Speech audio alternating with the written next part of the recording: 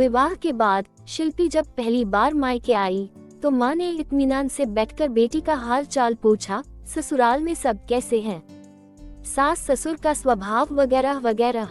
शिल्पी ने सब कुछ बताया और फिर बोली कि माँ, मैंने वहाँ एक नई बात देखी है। माँ ने आश्चर्य से पूछा, क्या? तो वह बोली, मेरी सास सबसे अंत में खाना खाती है। कई बार तो कुछ भी नहीं बचता, तब वह पानी पीकर रह जाती है। परंतु उससे भी अधिक विचित्र बात यह है कि वे बाबूजी यानी कि मेरे ससुर की थाली का बचा हुआ खाना ही खाती है। माँ बोली, हाँ बेटी, पुराने जमाने में यही रिवाज था। औरतें अपने पतियों के खाने के बाद उनकी थाली में ही खा लेती थी।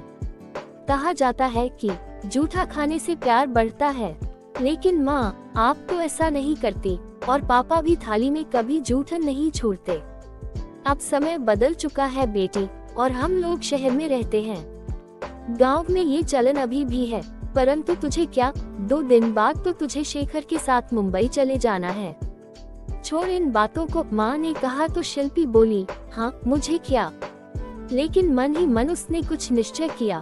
शेखर के साथ वापस जब वह ससुराल गई और सास को ससुर जी की थाली में खाते देखा तो उसने कहा, माँ जी, कल से आप फ्रेश थाली में खाना खाएगी और बाबूजी भी जूठन नहीं छोड़ेंगे। नहीं नहीं बहू, मैं ऐसा नहीं कर सकती। मेरी सास यानी कि तुम्हारी दादी सास भी ऐसा ही करती थी और फिर तुम्हारे बाबूजी भी तो नाराज हो जाएंगे। सीधी और सरल स्वभाव वाली उसकी सास ने जवाब दिया। तो वह बोली, बाबूजी को मैं समझाऊंगी, पर कल से आप उनकी थाली में नहीं खाएंगी।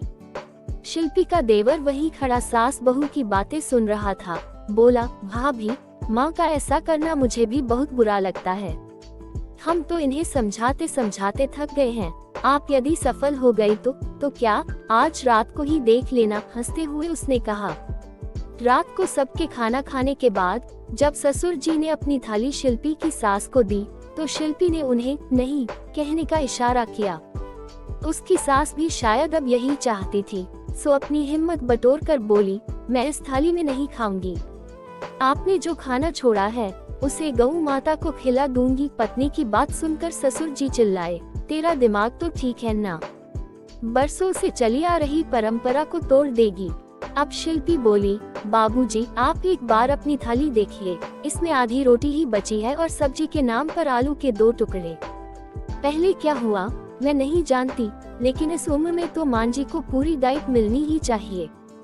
घर के सभी सदस्यों की थाली में 5 पकवान हो और मां जी को सिर्फ ये रोटी।